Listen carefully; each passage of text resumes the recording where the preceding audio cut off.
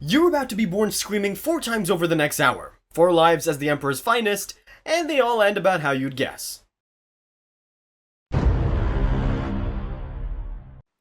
You weren't born. Okay, of course you were born. This is Warhammer 40k. Your luck wasn't landing you as Jesus. You were born screaming, covered in blood, and probably already being judged by a servo skull with a clipboard. But that part where you got to be a person, that ended fast. Because someone looked at your orphaned, half-feral 13-year-old self and thought, yeah, let's give that kid acid spit and a rocket launcher. First, the tests, then the surgery, then the upgrades. They installed 19 organs. Not metaphorically, they literally opened you up and started adding them. One lets you eat poison, one lets you breathe in space, one lets you lick dirt and taste its feelings. Science. Then they stapled the black carapace into your spine, turning your body into a USB port for power armor. From that point on, you didn't wear armor, you were armor. If it itched, too bad. If it pinched, that's loyalty.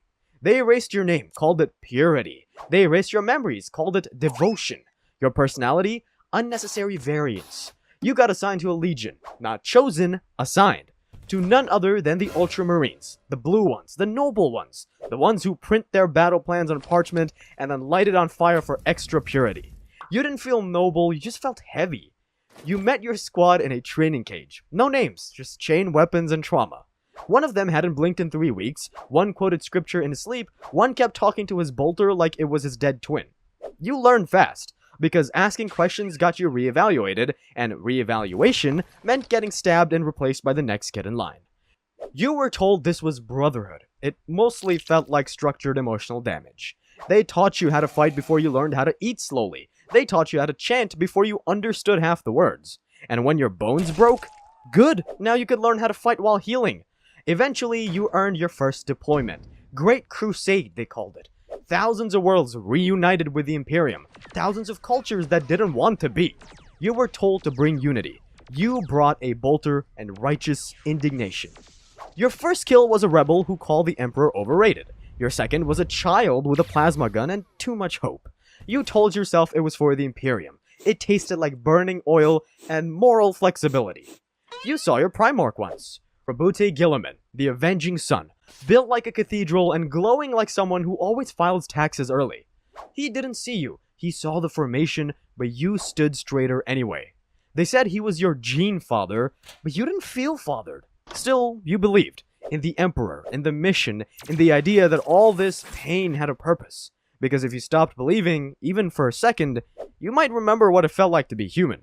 And that would be worse. So you kept marching, kept telling yourself that all is well. And for a while, it actually felt like it was working. The Emperor had a plan, the galaxy had a structure, your squad only stabbed each other during training drills. Sure, the Great Crusade was mostly yelling and compliance bullets, but at least it was organized yelling. Then your cousin Legion stopped responding to Vox calls. Then another one showed up to a war zone with a new logo and way too much eyeliner. Then someone whispered, what if that's just wrong? And next thing you know, you're getting deployed to remind your own gene brothers what loyalty means with a bolter. You thought the Xenos were bad? Try explaining betrayal to someone who shares your chin structure and war crimes resume. You were promised unity. What you got was cousin-on-cousin warfare and the galaxy's worst family reunion. 1 minute, you're chanting war hymns with a guy over a ration brick shaped like guilt. The next, he's across the battlefield wearing the same armor, just slightly moodier, whispering about how the Emperor isn't who he's used to be. You shoot him in the throat. He doesn't flinch until the second shot. You don't even know if that counts as heresy or just extremely aggressive disagreement. That's the moment the galaxy flips. And we call it the Horus Heresy. Like branding the end of sanity makes it easier to file. Half the legions go full cult core. One Primarch stubs his ego, and suddenly you're being told to reunite at Bolter Point. Horus betrays the Emperor, the Council of Nicaea bans librarians, nobody checks the math on that. Now every third psyker is auditioning for a warp-themed exorcism speedrun, and you're stuck babysitting a chaplain who thinks PTSD is a training opportunity. Your sergeant calls it a civil war, the chaplain calls it divine testing. You just call it Thursday. You're deployed against the Sons of Horus. They don't wear Luna Wolf White anymore, it's a sea green and spite. You recognize one of them. You trained together. On that moon with the servo drones that kept electrocuting people for character, he helped you bury one. You don't bury him, you vaporize what's left, burn the soil, and keep moving. Loyalty used to be simple. Now, the word bearers are quoting scripture mid-stabbing. The Emperor's children turned civilian torture into performance art. The World Eaters gave up grammar entirely and now communicate exclusively through chainsaw decibel levels. One guy in your squad starts muttering about visions. He carves something into his armor and calls it decorative. The chaplain calls it a reason to bring out the flamer. You don't ask questions, you just start cleaning your bolter a little more obsessively. They say the siege of Terra is coming, that the Emperor will make a final stand, that this is the moment that defines the Imperium. You're not so sure. You're currently knee-deep in dead heretics, guarding a trench that smells like burnt prayer scrolls, watching another Thunderhawk crash like divine satire. You reload. You look across the field and lock eyes with another Astartes.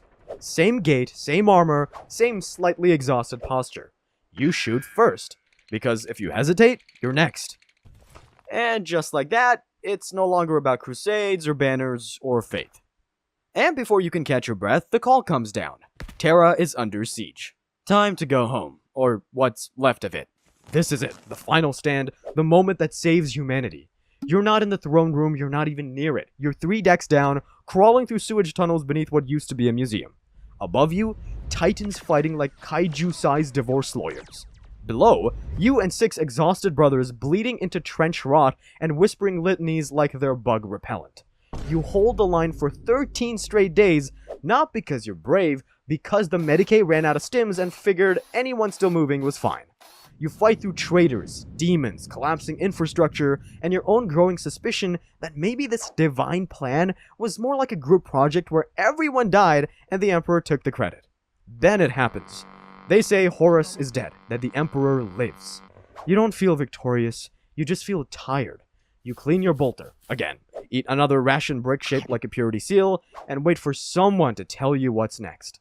Nobody does. The psychers go quiet, the chaplain cries for the first time in his life and pretends it's condensation. The sky looks wrong. You ask if we won, they say the Emperor endures. Which is code for he's been stapled to a throne and wired into the psychic mainframe like a divine Wi-Fi router. You don't see his body, but you saw the aftershocks, the silence, the sermons rewritten mid-sentence, the people too scared to ask what alive really means anymore. They say he chose this, that he's watching. You look around at the broken wall, the shattered squads, the half-dead world you're now responsible for protecting. But there's no time for grief because the traitors, they're not dead, just running. And the Imperium, it's not victorious, it's about to get rebranded. New banners, new rules, same nightmare. The heresy ends on paper, but the cleanup? That's just getting started. They told you Horus was dead, that the Emperor was alive, that the Imperium stood victorious. Then they handed you a flamer and told you to start with your old recruitment planet. This wasn't about justice anymore, this was about optics. The scouring wasn't a war, it was a cleanup. One by one, you chased the traitor legions into the Eye of Terror, world by world, monument by monument. If it bore the wrong colors, burn it. If it quoted the wrong scripture, burn it. If it didn't cheer loud enough during a compliance parade, double burn. You asked if this was still holy work. The chaplain stared at you so long you started reciting litanies out of guilt. You're given a fresh purity seal and told to stop asking questions. You pin it to your chest like it's supposed to keep the memories from leaking out. Spoiler, it doesn't. The Codex Astartes gets introduced, which splits legions into chapters to prevent another Horus trading might for control. Gilliman writes it. And by writes, we mean data dumps 500 pages of passive-aggressive war rules and calls it divine structure. Your job now includes checklists. You used to charge into battle with a chainsword and a scream. Now you submit a formation request and wait for bolter clearance. You lose your first friend to deviation. He wore his old Legion tattoo one day too long. Then say he retired. You find his helmet in the supply bin 2 weeks later. Sometimes, in the silence between deployments, you find yourself whispering their names. The ones they made you burn, the ones they made you forget. You say them in low Gothic, quiet, just once, then delete them again. Because in the Imperium, memory is a liability. But paperwork? Paperwork is sacred now. And your legion? Not a legion anymore. Now it's a chapter. Same colors, fewer brothers, more mandatory war chants. Some of your squad got reassigned. Some volunteered to start new chapters. One vanished mid-briefing and came back with a different name and a promotion. No one asked questions, you just called him brother and pretended the old name didn't echo. There were no more glorious crusade charges. Now it's tactical engagement pattern gamma tertius, approved by middle management and blessed by bureaucracy. You used to win battles by instinct. Now you win them by PowerPoint. Your captain starts quoting subclauses mid-fight. Your sergeant carries a purity checklist. You find yourself missing the days when you just punched heretics and prayed after. Your chapter gets a new chaplain. He's younger than your helmet. Quotes doctrine like slam poetry. Calls the emperor the first spreadsheet. You laugh, then realize he's serious, and then cry a little. Silently, because emotion is still considered a soft mutation. You fight in a dozen more crusades, against orcs, Eldar, and things so weird the administratum hasn't named them yet.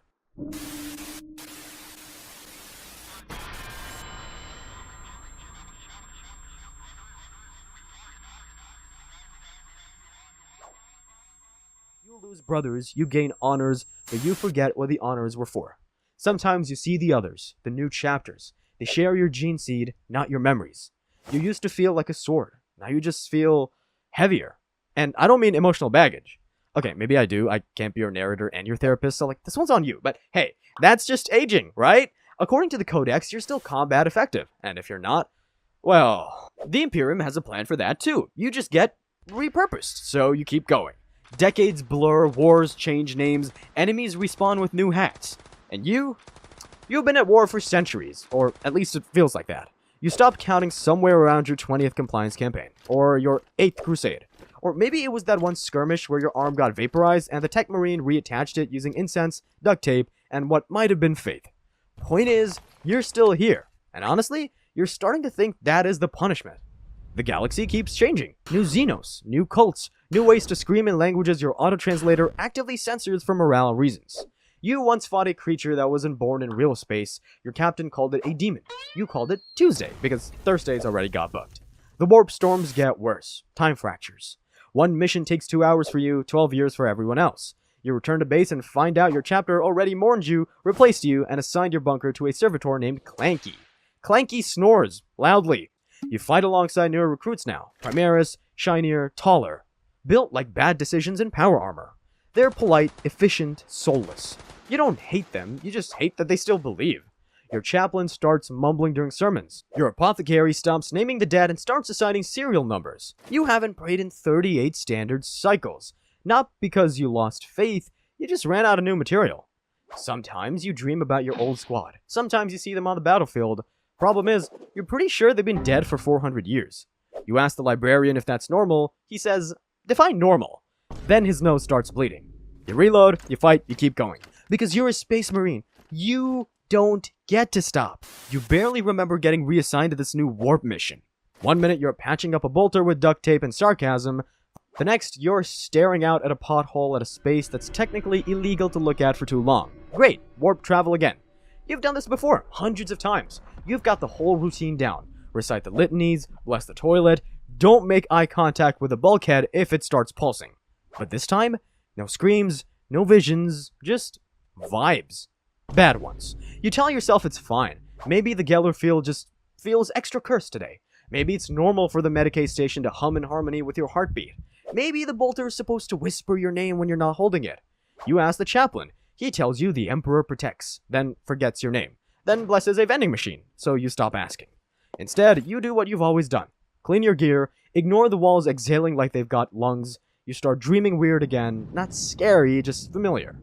Too familiar. You see old battlefields you don't remember fighting on. Dead brothers saying things you definitely never said, except it still feels like you said them. You chalk it up to stress, or time dilation, or the emotional equivalent of filing taxes for 900 years straight. The warp doesn't scream this time, it sighs. Like it's been watching you this whole time and finally went, okay, buddy, you've earned a break. And the worst part? You almost believe it. That the whispering's done, that the worst is over, that you'll finally get to rest. But nope, you wake up to another drop pod, another flame briefing, another heresy. Okay, now you've been fighting for a long time. Like, a long time. You're not sure how long exactly because time has gotten weird. Could be a few centuries, could be brunch. All you know is the bolter still works, the mission isn't over, and some shiny new Primaris just called you ancient like it was a compliment. You keep getting honored, medals, blessings, purity seals stapled to your chest like divine participation trophies. You haven't taken your armor off in ever, but that's fine. Astartes don't retire, They just get louder when they breathe. Then there's the new guy, wide-eyed, fresh gene seed, looks at you like your history class with a pulse, says something like, "It's an honor to serve beside you, ancient. What's it like being awake?" You laugh. Except you don't. Your Vox speaker clicks, the kid salutes and walks away, thinking he heard divine static. You sit there wondering when your voice stopped working. You chalk it up to warp trauma. Maybe spiritual compression. Maybe the armor is just extra creaky today. You've been through worse. Like that one battle you half remember, where your chest plate got split open, and your legs stopped working, and someone whispered, "We can still use him." Then nothing. Anyway, no time to dwell. There's heresy to extinguish. Mid-battle, mid-flamethrower burst, you turn toward a shattered wall panel. It reflects just enough light for you to see a sarcophagus, wired up like a cathedral fuse box, fists the size of jet bikes, legs bolted to a mech frame. Your frame. Oh. Huh. You're a dreadnought. Okay, cool. That explains a lot. The memory gaps, the voice delay, the weird dreams, the fact that you haven't blinked since the Horus Heresy. You were expecting a dramatic reveal. Choirs, maybe. Instead, it's just you, your reflection, and the slow realization that you've been kind of dead for 300 years and still not on break. You nod to yourself. Or at least the sarcophagus nods. Close enough. You were a space marine. Now you're a very expensive microwave that punches tanks.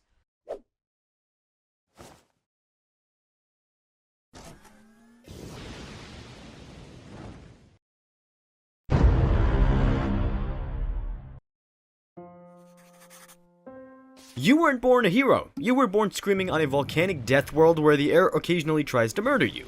Nocturne, where pleasant weather means only 3 earthquakes today. Your childhood was simple. Learn to forge metal, don't die in a lava flow, maybe avoid the alien slavers, standard stuff. Then, at 6 years old, the sky opened. Not metaphorically. The Drukhari arrived, space elves with a concerning enthusiasm for slave-taking and recreational torture. They hit Hesiod fast. Your city didn't stand a chance. People screaming, buildings burning, your neighbor getting dragged toward a ship. You thought, I'm really gonna die before GTA 6. Then, crash. A drop pod. 5 salamanders stepped out. Green ceramite and coordinated violence. The sergeant grabbed a Drukhari by the throat, crushed his windpipe, then pulled a civilian from a burning building. Same hand. Gentle with humans. Delete mode for Xenos, aka anything non-human. 2 settings only. When it ended, he looked at you. Red eyes behind his skull helmet. You thought, I want his job. That's called foreshadowing. He was a hero, someone who mattered, someone people looked at with awe. You wanted to be that, to save people like he just saved you. Turns out, they'd been watching. An apothecary. The chapter's medical guy had been screening kids for years, checking genetics, seeing who might survive what comes next. A chaplain, basically a warrior priest who makes sure you don't go insane, observe the forges, watching who had patience, who hadn't quit. 2 years later, the sergeant asks your parents if you could apprentice. They said yes, because when an 8-foot tank asks to borrow your child, you don't argue. The forge became your life. Your master didn't talk much. When he did, it sounded like a self-help book. Eventually, he taught you the Promethean Creed, the Salamander's philosophy. Self-reliance, solve your own problems. Purification through fire, trials make you stronger. Unyielding, never retreat. That last one was cultural and genetic. Kinda both. The Salamander's gene seed, the biological blueprint that makes them superhuman, didn't make them stubborn. Nocturne did that. The philosophy did that. Some Salamanders took unyielding too literally. Some Salamanders, your brothers, refused to retreat even when it was tactically smart. Died holding ground because their pride wouldn't let them back down. Your master channeled his inner master Oogway again. We're forged to endure. Sometimes the metal doesn't bend, it breaks. That's the price. You figured the price was worth it. Then your master got deployed. 3 brothers left, 2 came back. A brander priest pressed glowing iron to your master's chest. Honor scars. Marks of, my friend is dead and this burn is all I have left. Later, at the cremation, his squad thrust their arms into the flames. Sharing the heat, sharing the pain. Brotherhood burns. Your master opened the Tome of Fire, the chapter's philosophical text, and read while you looked at the ashes. At the empty space in the formation. And thought, oh, this job has a mortality rate. Later, he told you why the chapter was small. Why every loss hurt. Isvan V, a betrayal during the Horus Heresy, a galaxy-wide civil war 10,000 years ago. The 18th Legion walked into a trap. 83,000 Salamanders, second wave legions turned their guns on the first, 98% casualties. At 12, your master handed you a data slate. The Pantheon Council approved you. The Council, chapter leadership, had been watching your progress. Gene seed screening came back clean. You didn't quit, and you helped that other kid who burned himself. Self-reliance doesn't mean selfishness. It means solving problems. That's Salamander thinking. Your family gathered that night. Yeah, in the story, you don't get the orphan sob story. They celebrated. Your sister was still hesitant, asked if you're sure about this.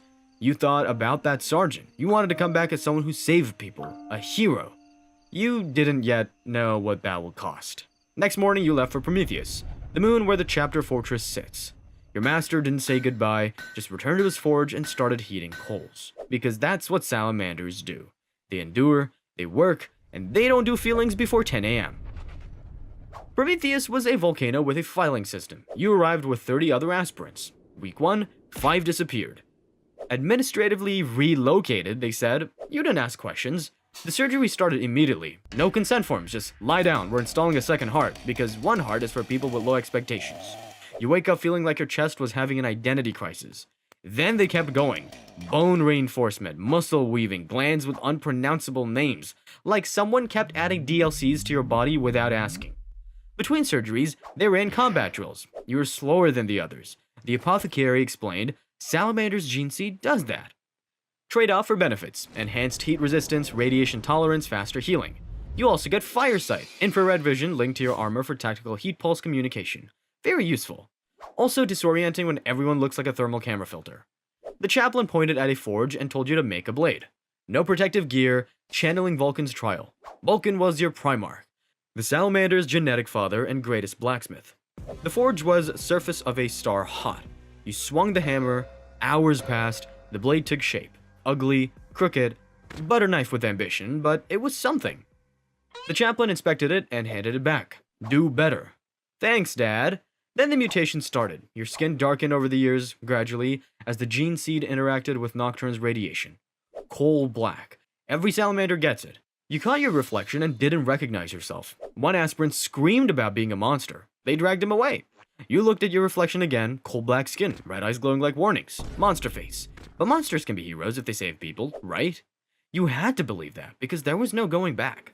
The chaplain opened the Tomb of Fire again, because motivational quotes have been working so well so far. Pain is the hammer, you are the metal. You wanted to believe that, mostly you just wanted to stop itching.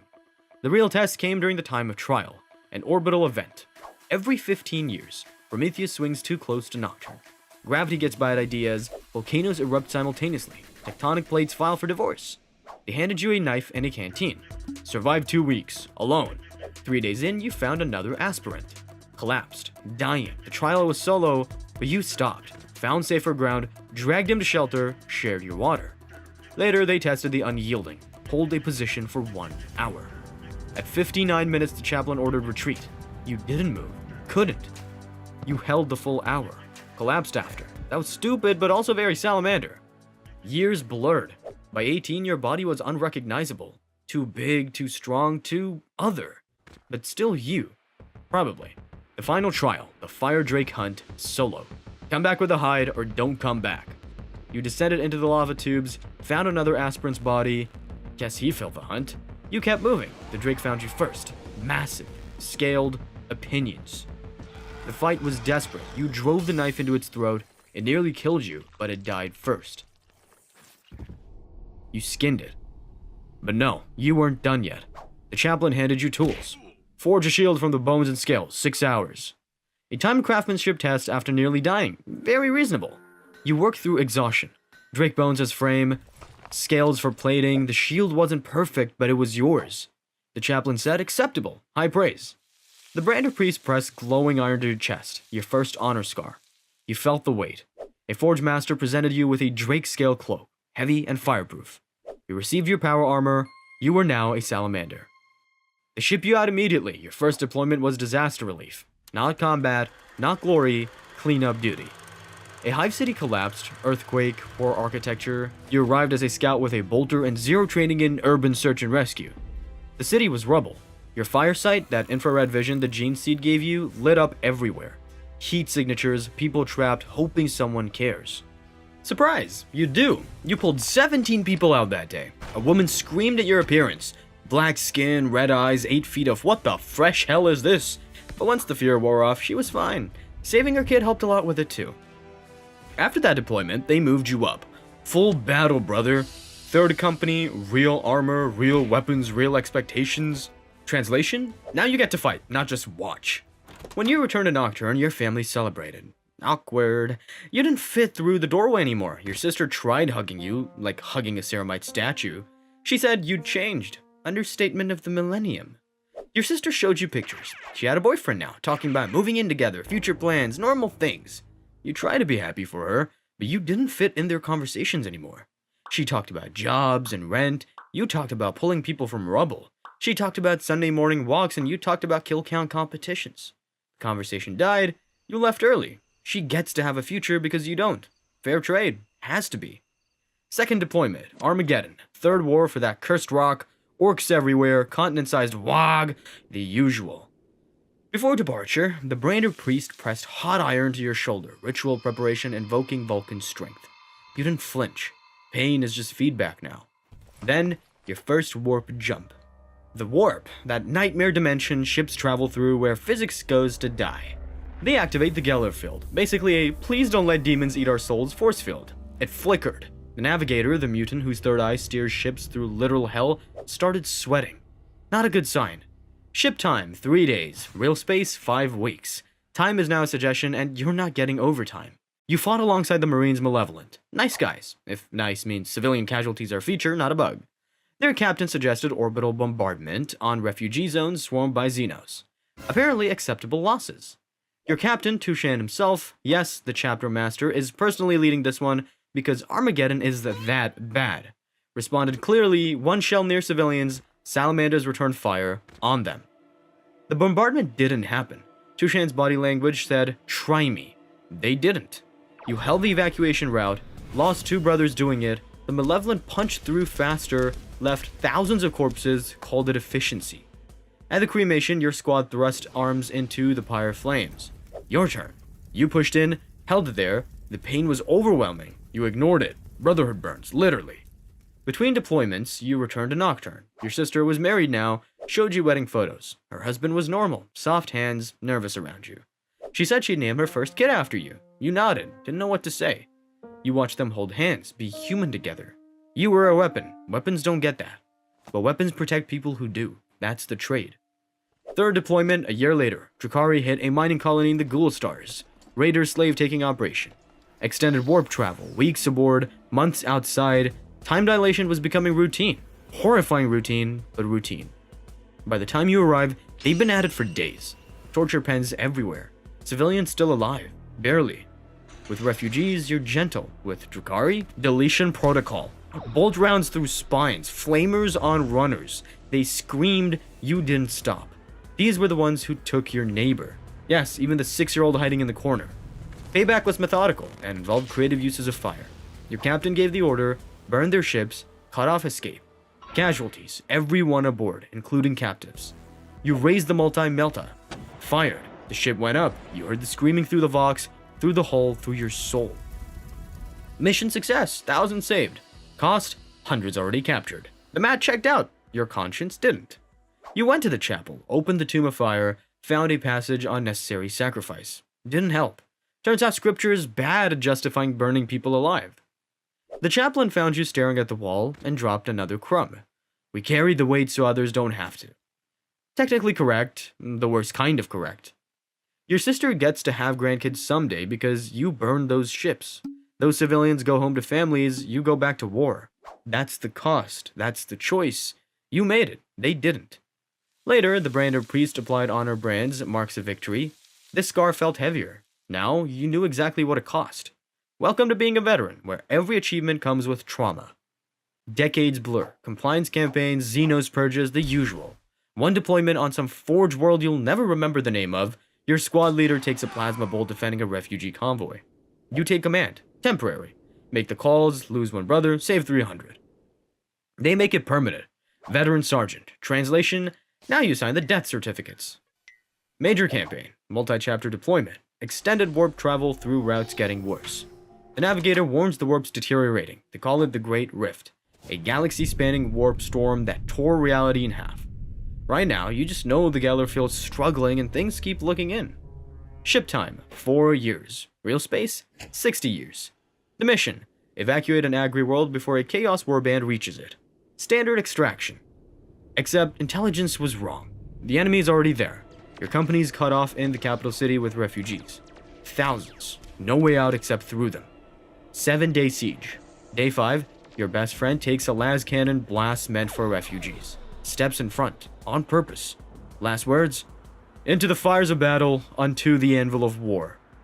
Very poetic, very dead, but you gave the order that put him there, and have no time to dwell on that. Relief arrives, 14 brothers lost, 4,000 civilians saved. Victory, allegedly. You return to Nocturne, decades passed outside. Your sister, gray-haired now, hugs you, says you look the same. You feel ancient. Her grandchildren stared at you, scared and awed in equal measure. Your sister told them about you, the hero uncle who saves people. Different paths, different costs. She got to grow old, you got to make sure she could. You tell yourself that's worth it. So you force yourself up and go back. You've accepted the weight, ready to keep going. 2 more centuries of exactly that, more deployments than you can count. Eventually, Tushan summons you, personal audience, 400 years served, scars beyond counting, the Pantheon Council agrees, Fire Drake material, first company elite, based on Prometheus now, Tushan's honor guard, protect the chapter master, advise when asked, look intimidating. Facial brands mark centuries of service. Tushan assigns you to assist the Forge Father in hunting the Spear of Vulcan, one of 9 relics hidden before the Primarch Vulcan vanished. Prophecy says recover all 9, and Vulcan will return. He's a perpetual, so dying and coming back isn't weird. You track it for 3 years, find it in a Chaos Vault, kill 17 heretics, return the spear to the reliquary, 1 recovered, 8 to go. Before your next deployment, the Brander Priest brands you again. By now you've lost count of the scars. The mission standard, extract civilians from a hive under Chaos Assault. Cultists, demons, the usual. Evacuation's nearly done, then the Vox relays information. Bridge overrun, 3,000 refugees cut off. You're closest, you're in Terminator armor, not fast, but very durable. You reach the bridge, the scene's bad, swarm pouring in from both sides, not metaphorical, actual swarm. Mutated horrors spilling from the hive like the world itself's melting. Your brothers are already forming a firing line, but it's not enough. The civilians won't make it across in time. The only way to save them is to destroy the bridge. Problem? You're still standing on it. You order everyone off, refugees run across. Thousands. Last one's a kid, maybe 6 years old, looks back through the smoke. You see that look. Same one you had in Hesiod. You give him a thumbs up, like that sergeant gave you, the kid nods, runs. You detonate the support beam. The bridge crumbles, you fall with it. Long way down, enough time to think. That kid's face, your sister's grandchildren, thousands of strangers, you became what you wanted to be. Impact. Bones shatter, armor splits, still breathing, barely. They find you hours later, half buried in slag. The apothecary's face says it all. Hours later, Tushan presides over your funeral, the lava rite, full honors. They carry you to the Magna Flow in shattered armor, Drake scale cloak still attached, held together by spite and stitching. You can't move, can't speak, but you're still here, watching through failing firesight as they position you over Nocturne's heart. The heat hits even through broken ceramite. Overwhelming, familiar, you've been burning your whole life. This is just the last time. They lower you in, your armor glows, melts, you feel the chapter watching. Young salamanders will carry the fire after you. Metal to metal, fire to fire, Nocturne reclaims what it made. And you think, as flames take you and consciousness fades, that kid will remember just like you remembered. The flame passes on, into the fires of battle, unto the anvil of war. And also into therapy, except therapy doesn't exist yet, so mostly just fire.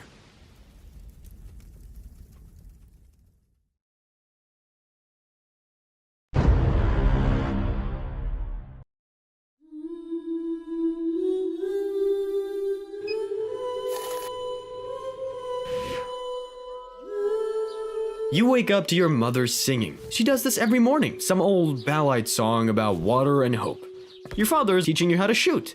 He's been at it for months now, showing you how to check rad sensors, spot the dust storms that roll across balls secundus, make a kill shot count. You're not very good at it yet, miss more than you hit. Your mother doesn't like the shooting lessons, wants you learning the water purifiers instead, keeping people alive rather than learning to kill. They argue about it sometimes. Not today. Today's quiet, normal. Your father's running perimeter checks with the other settlers, your mother's maintaining the wells. You're supposed to be helping her. Instead, you're still half asleep when the shooting starts.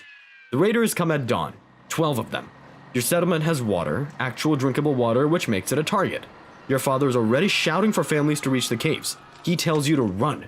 You grab your rifle instead, the one he's been teaching you to use. You reach the perimeter and see a raider 20 meters out. Easy shot.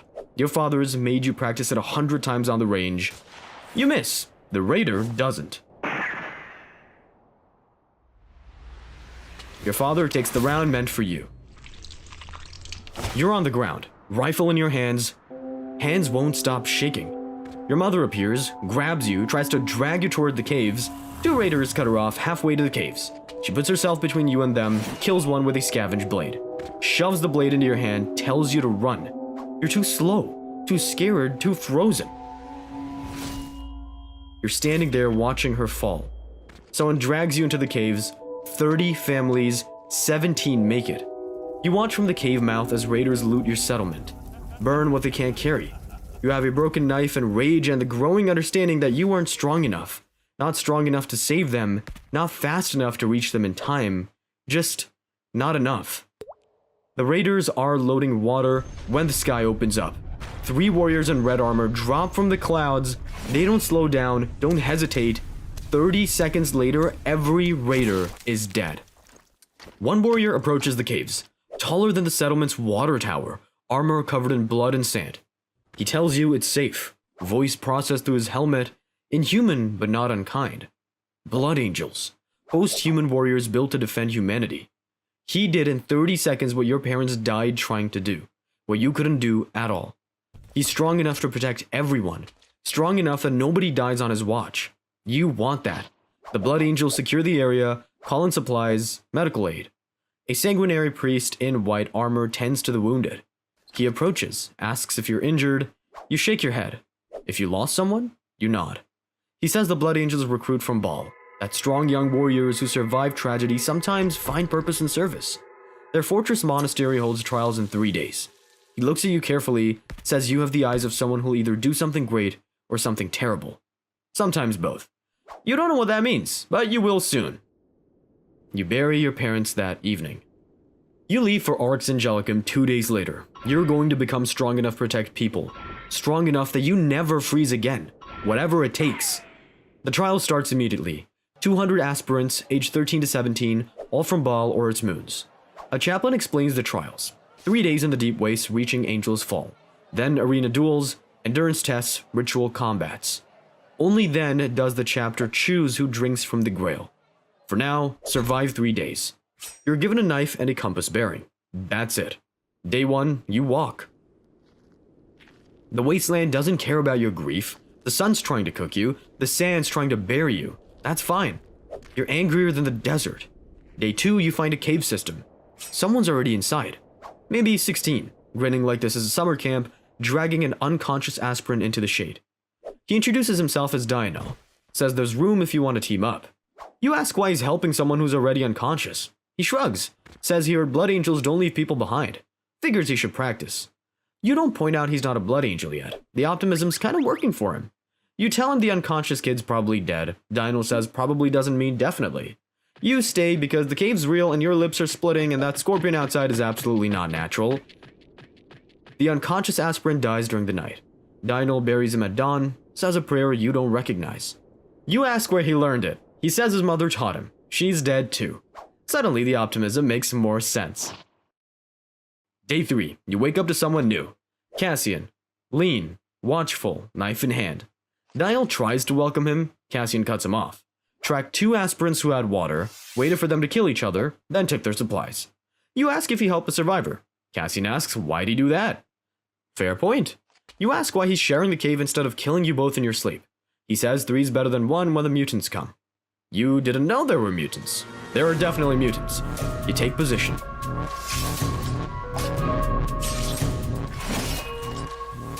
The 3 of you survive because Cassian noticed. You don't thank him. He wouldn't know what to do with it anyway. The 3 of you survived the 3 days. 147 others don't. They call it insanguination. A sanguinary priest presents the Red Grail, filled with blood that's been mixed with the Primarch, Sanguinius' own blood, and preserved across generations of the chapter. He explains what happens next. You'll drink. Gene seed will bond with your body. You'll be sealed in a golden sarcophagus while unconscious. Over the next year, you'll undergo 19 organ implantations. Few survive. He doesn't mention the red thirst. Not yet. Dino drinks first. Drops immediately. Cassian second. Goes down like someone cut his power. Your turn. The blood tastes like copper and iron and something electric. Something that recognizes you're hungry for power and whispers that it can help. You dream for a year. When you wake, everything's different. You're bigger, stronger. You can hear Dino's heartbeat 3 beds over. Smell water running through pipes in the walls. The sanguinary priest is watching you. You ask if everyone feels like this. He says no. Your integration was aggressive. The gene seed took to you faster than normal, bonded harder. That's either very good or very bad. He tells you to report any unusual symptoms, any hunger that doesn't fade, any urges you can't explain. You nod. You don't mention that your mouth waters when the serf walks past, that you can smell the cut on his hand from across the room. You're too busy feeling powerful to think it's a problem. They assign you to the 10th Company Scouts. The 3 of you end up in the same squad. Dino declares you brothers, says surviving trials and transformation together means you're bonded for life. Cassian points out that most of your trial mates died in the sarcophagi. Dino says that makes you even more bonded. Cassian doesn't argue. You think he might actually agree. Not full battle brothers yet, that comes after you've earned the Black Carapace, the final implant that turns your body into a living interface for power armor. Right now you're just enhanced teenagers with guns and supervision. 6 months of training follows, combat drills, tactics, history. Dino drags you both to the art halls between drills. Says it's chapter tradition. Blood angels create beauty to counter the violence. You think it's stupid until you pick up a brush. The painting quiets something in your head you didn't know was screaming. Dino paints abstract hope. Cassian creates geometric precision, lifeless angles. You paint your parents, strong, alive, together. With your graduation comes a new shiny red power armor and your first combat deployment. Orc raiders hitting an agri world, simple suppression, protect civilians, eliminate Xenos. You see Dino excited, Cassian preparing his power sword, and you finally get it. Brothers! Your squad drops into chaos. Dino charges forward with his flamer, takes down 5 orcs before the weapon clicks empty. 3 more corner him. He's good. Kills 1, wounds another. The 3rd raises a power claw. You're moving before thinking. You reach him, put yourself between Dino and the orc. It's bigger than expected. You're losing. Then you smell it. Dino's blood, almost breached at the shoulder joint. Something in your brain lights up like a flare. Your body moves on its own, mouth on the wound. Just a taste. The power hits instantly, everything sharpens, the world goes bright and fast. You turn on the orc and tear it apart with your hands. When clarity returns, Dino's staring at you. You just fed on your brother. He asks if you're okay. You lie. He says you saved him. That was incredible. The power's fading, leaving behind hunger that feels wrong. Deep, growing. You tell yourself it was adrenaline, gene seed glitch. You're lying, but you saved Dino. That's what matters. The sanguinary priest explains it after the mission. The red thirst is genetic, built into Blood Angel's gene seed, a flaw inherited from Sanguinius that 10,000 years hasn't fixed. There's another flaw too, the Black Rage. Brothers lose themselves entirely, reliving Sanguinius' death, seeing enemies that aren't there. The thirst usually comes first. For most brothers, it's manageable, a craving satisfied with rituals and rations. For some, it's a scream. The thirst wants blood. Consuming it triggers enhanced strength, speed, aggression. The danger is feeding it. Every time you give in, it gets louder. Fall far enough, the rage follows. Eventually, you're just the thing it uses to feed. He assigns you extra monitoring. Daily rituals, increased rations, you agree to everything. You don't mention the hunger that wakes you at night. That following blood scent is becoming instinct. 3 months later, it happens again.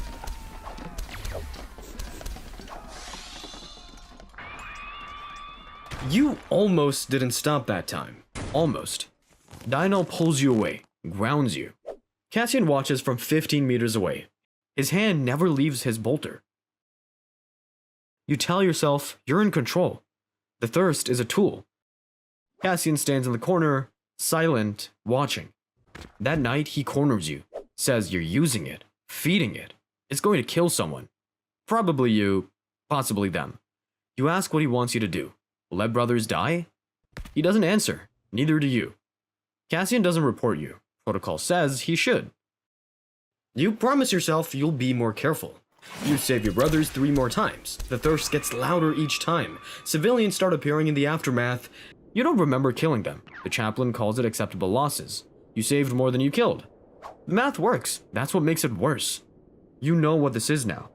The thing that turns blood angels into monsters. You know where it ends. The Death Company, black armor, chains, suicidal charges until the rage finally kills you.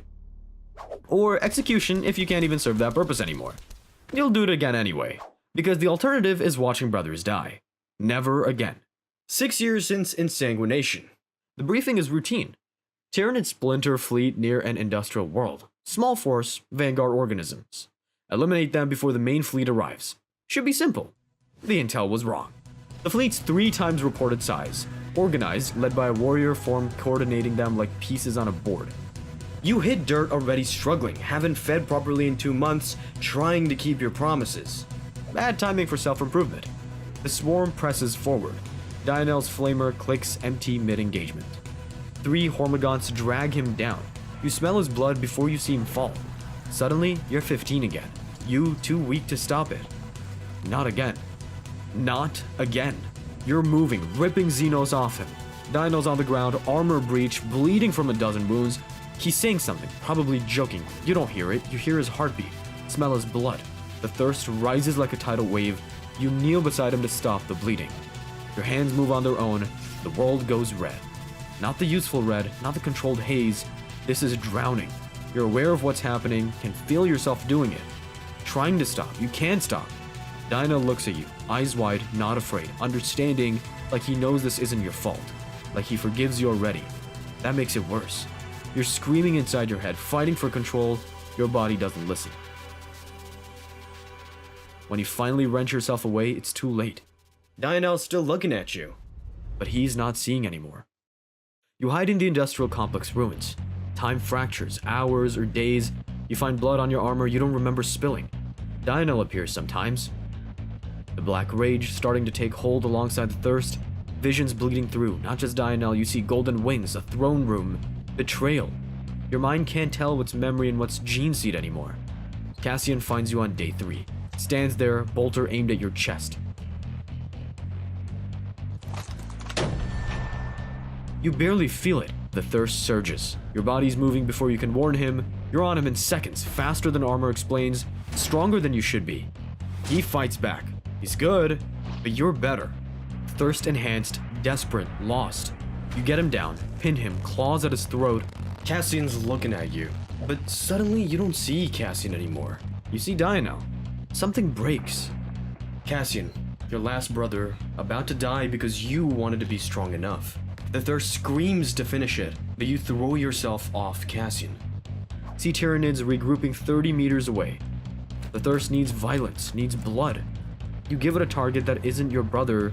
You charge, claws and teeth and fury, and the choice to die fighting the right enemy. The Tyranids hurt you. Good. They hurt you more. Better. The thirst screaming, but you're not turning back. Won't turn back. Cassian watches you tear into the Tyranids. Away from him, protecting him. He realizes what you're doing, what you chose. The hive mind decides to make a tactical retreat. The Tyranids scatter. You scream. This was supposed to kill you. Cassian runs to you. You try to warn him, but your body attacks him first. He attacks the same spot where the Tyranids hurt you. The hunger finally stops. You always thought that Cassian was better with the power sword than the bolter. You regret not telling him that before, but you know he knew. He then returns to Arx Angelicum alone. The priest says he did what was necessary. Somewhere in the monastery, new aspirants drink from the Red Grail, making promises, seeking strength. The thirst waits for them too. It always does. You were born screaming on a backwater agri world where the biggest threat was drought and the occasional crop failure. The kind of place where everyone knew everyone's name and nobody locked their doors, because what was there to steal besides bad grain and borrowed hope? Your parents died when you were 6 in a pirate raid, the kind of random violence that hits backwater worlds when someone with guns decides your planet looks undefended enough. The village raised you after because that's what communities did when a child had nowhere else to go. You had your own little group too. Kale taught you to fight with sticks and told you stories about being brave. Mira made you laugh when the nightmares came, when you'd wake up crying about faces you couldn't quite remember anymore. Tomos followed you everywhere like a devoted shadow, calling you his best friend before he even knew what that meant. Then the vision started. Actual visions, not dreams or intuition or lucky guesses. You'd see tomorrow's storm 3 days early, next week's accident while eating breakfast, that collapsing barn before it collapsed with just enough time to pull the livestock out. At first people called it luck, then instinct, then they started noticing patterns that made them nervous. You learned fast that survival meant hiding it. Growing up, you'd heard stories about psychers, people born with warp powers, who could see futures or move things with their minds. The stories always ended the same way.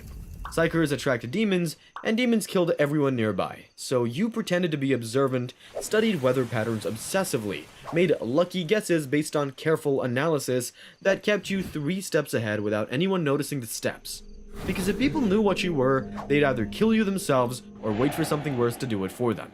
At 14, the vision came that changed everything. Warp-tainted storm with purple lightning. Your village wouldn't survive it. You saw that clearly, saw everyone you loved torn apart by something that wasn't just weather anymore. So you stopped hiding. You didn't know what you were doing, just instinct and desperation and stubborn refusal to let them die. Stood in the field alone and reached out with everything you had. Felt the storm's anger like a living thing pressing against your mind. It worked. The storm veered away and the village lived. You collapsed in the mud, unconscious for 3 days, and created a psychic flare bright enough to be seen from orbit by anyone with the right sensors. 3 days after you woke up, they arrived. Agents of the Imperium's black ships, vessels that travel the galaxy hunting for psychers. Black ships collect psychic children for the Emperor, either to fuel his throne on Terra or to be trained as weapons. One crew member looked at you with red eyes behind a hood and didn't blink for the entire conversation. He tested you with a touch that felt like your mind getting examined like cargo at a checkpoint. You passed the inspection. He spoke to the village elder quietly while you stood there pretending not to understand. The translation was simple enough though. Unbound psychers attract war predators. We can protect your people, but only if the source is removed. They didn't want you for the Emperor's throne. You were too strong, too useful for something else. Special training was all they said, which sounded official until you noticed how carefully they didn't call it optional. You looked at Kale, at Mira, at Tomos, at the village that raised you when you had nothing. The math was simple and brutal. You leave or everyone dies with something far worse than a storm shows up. You said you'd go. Kale gripped your shoulder hard enough to bruise but didn't know what to say. Mira cried and made you a necklace from scrap wire and a purity charm from local tradition. Nothing fancy, just something to remember them by. She begged you to come back and you promised because what else could you do? Tomos made you promise out loud 3 times with a pinky promise, like that would make it more likely to actually happen. You promised, you meant it, and it was probably the only time you wished your visions had warned you. The black ship had restraint cells on the lower decks. Other psychers inside, young and terrified and chained like cargo. You understood immediately that this wasn't training, this was collection. They searched everyone before departure. Possessions destroyed under purity protocols that didn't allow for sentiment or exceptions. You thought fast, feigned a psychic episode with seizure symptoms that warp proximity causes in untrained minds. In the connection, you noticed the ship rat, but this one was clever with eyes too aware from warp exposure. You reached out with just a flicker of psychic contact and created a bond, unconscious and instinctive. Then hid the necklace in its nest deep in ventilation shafts where nobody bothered looking. The rat felt your imprint and guarded it. You thought you were clever enough to hide it and get it later, not knowing you'd never see it the same way again. The ship didn't go to Terra like they told the village. It went to Titan, Saturn's moon, where a secret fortress existed that most of the Imperium didn't know about. A place that trained the GreyKnights, demon hunters, so classified that even other Space Marines thought they were myths. The ship entered the warp and you watched the stars disappear through the viewport. The black ship docked at Titan. They separated you from the other psychers. Those went to holding cells for processing. You went somewhere else. A Grey Knight in silver armor gestured you forward toward the chapter's fortress. The fortress monastery was void, cold, and absolute, the kind of architecture that made you feel small just by existing near it. They stripped you of everything, all possessions destroyed, and cataloged as impure materials. You touched the empty space on your neck. Good thing you hid it on the ship. Otherwise, it'd be ash now. They sent you to the Chamber of Trials with 30 other selected psychers. Pass, and you become a Grey Knight. Fail, and you disappear. Run, and you also disappear, just faster. They shot 3 aspirants the first night for trying, made everyone watch. The only exit is through the trials or through a bolt round. 99% failure rate, though they didn't mention that up front, but you figured it out when aspirants started disappearing. Great recruitment pitch, should have led with that. You made it through by being smarter than the pain, predicting tests before they started, analyzing patterns that kept you alive. That cleverness saved you, the same cleverness that hid your powers for years. Then, the 666 rituals began, and cleverness stopped mattering. They strapped you to a medical slab in the Sanctum of Purity. Hypno-indoctrination that rewrote your thoughts during forced sleep. Psychic surgery with prognosticars. Grey Knight psychers who could see possible futures, who carved through your mind to erase the timelines where you failed. Memory extraction that pulled everything out piece by piece while you were conscious and couldn't move. You tried to resist, built walls in your mind, safe rooms for the important things, locked away names and faces and repeated them like prayers. The prognosticars found your walls immediately, tore them down with psychic force. Week 1 in the Sanctum, couldn't remember the village name during a memory test. Month 3 in the combat cages, couldn't remember their faces anymore, just 3 people. Month 6 in psychic conditioning, couldn't remember why 3 mattered. Year 1 after final trials, couldn't remember if there was anything to remember. They burned those memories, left only the path where you survive and never fall. What remained was just instinct. Your problem solving became combat tactics. That protective urge became anti-demon zeal. Nothing conscious left to exploit.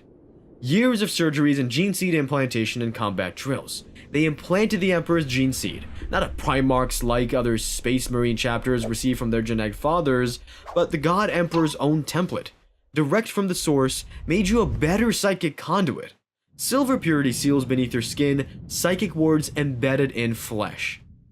3 other aspirants survived training with you: Garan, Thane, Alex. You formed a squad because that's what survivors did. We protect each other became your motto. You didn't know why it resonated beyond tactical meaning, it just did. You learned what Grey Knights actually do. Other Space Marine chapters fight aliens and traitors. You fight demons, warp entities made of pure chaos that corrupt anything they touch. They twist minds just by being near them, turn loyal soldiers into monsters through exposure alone.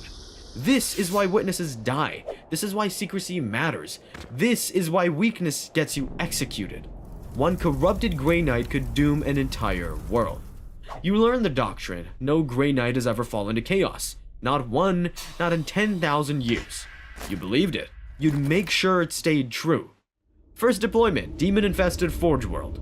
Industrial planet making weapons for the Imperium. You channeled psychic power through your sword, spoke banishment rites in languages that hurt to pronounce, felt the demon unravel as reality rejected it. Then watch your squad execute 200 Imperial Guardsmen who'd fought beside you. They'd seen Grey Knights use psychic powers, witnessed classified techniques, heard demon true names spoken aloud. Secrecy breach, standard protocol. You asked Garan if this was normal. He said witnesses are liabilities. You helped with the executions. Years later, deployment to clear a demon-corrupted transport. Routine work until you see a rat eyeing you. Almost following you. It ran when it saw you finally noticing. For some reason, you decide to follow it. You found the rat in the ventilation system, impossibly alive from warp exposure, still guarding its nest. You found the same necklace and felt nothing except a faint echo. This meant something once. You rationalized immediately, recovered purity charm worth keeping. You kept it as a focus, you didn't think about it again. You're a full Grey Knight now. Chamber Militant of the Ordo Malleus, the Inquisition's demon hunting division.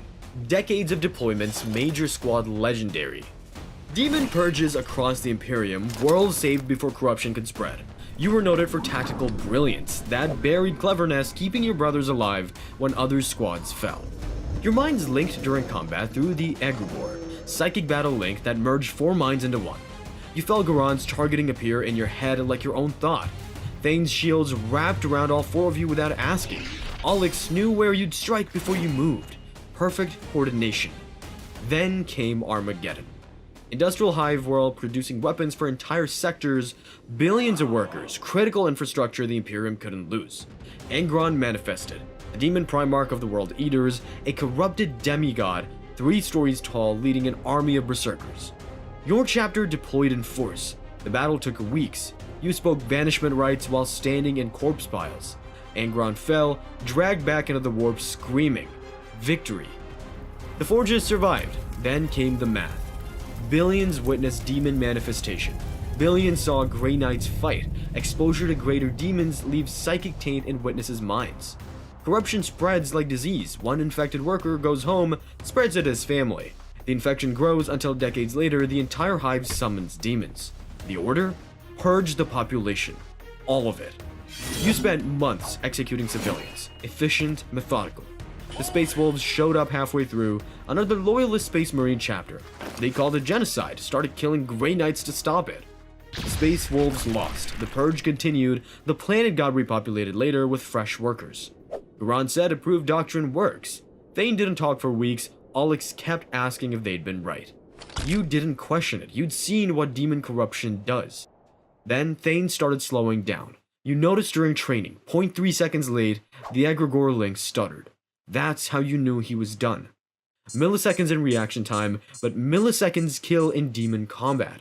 He'd pushed too hard during a banishment, burned out his psychic reserves saving the squad. Apothecaries, the chapter's medical specialists, confirmed psychic exhaustion, not corruption. Recoverable with rest, temporary weakness. Temporary. GreyKnights don't do temporary. Verdict? Weekend nights are liabilities. Honorable termination recommended. Thane knelt and accepted it. Goran froze, started saying something about brotherhood. You didn't freeze. Demons don't wait. You executed him clean. The egregore link tore, like losing a limb you didn't know you had. Goran commented on your lack of hesitation. Hesitation kills. He understood that. Something in Goran shifted that day. Months later, he was seeing weakness everywhere, executing problems before they existed. During deployment, Alex showed fatigue and Goran killed him mid-operation without consultation. You realized Goran's paranoia was more dangerous than Thane's exhaustion ever was. The prognosticators agreed. Psychological imbalance, operational liability. You received the order. Goran was waiting in the training cages. He knew. Asked you to do it before he failed, before he became the thing he'd been preventing. You raise your blade. For 1 microsecond, something flickered. This feels wrong. Conditioning crushed it. You executed Goran. You touched the necklace and felt nothing except familiar weight. You almost threw it away later, almost questioned why you kept it, but it helped you focus. That was reason enough. Your next deployment orders didn't include a planet name you recognized, just coordinates and threat assessment. Major demon incursion. Greater demon of Sinch. Chaos god of change and lies. Chaos cult summoning ritual in progress. Standard work, the kind of thing you'd done hundreds of times. You arrived to a world burning with purple lightning, arcing between clouds that moved wrong. The cult had opened a doorway using an old warp scar as anchor. Decades old and festering. The scar registered on your psychic senses like a beacon, and when you scanned it deeper, the signature matched yours perfectly. The greater demon manifested. Bird-shaped and crystalline, made of lies and broken futures, it spoke directly into your mind, mocking you for returning to the beacon you'd created decades ago. The wound you'd left when your power screamed from this place. Apparently, demons love monologuing. It's like their only personality trait besides murder. You'd never been here. The village was half destroyed, caught between cultist attacks and demon manifestation, but survivors were still fighting.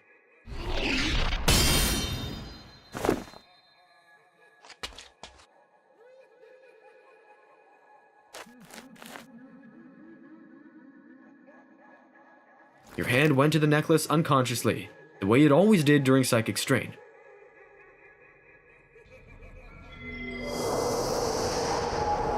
You didn't understand the thought or where it came from or why these strangers would matter to you specifically. Now you do. Your training snapped into place like a vault slamming shut. Demonic emotional manipulation. The tug was false nostalgia planted by Tzeentch. The faces were warp-spawned illusions, the sense of connection was corruption attempting to find a way in. Your tactical analysis ran automatically. The civilians had been exposed to a greater demon's direct presence for hours. It also witnessed GreyKnights, which was a secrecy breach, and the warp scar originated from this exact location, which made them ground zero for contamination. They were vectors for taint, whether they knew it or not. So you would protect them from taint, from what they'd seen, from what they could become. You authorized the purge.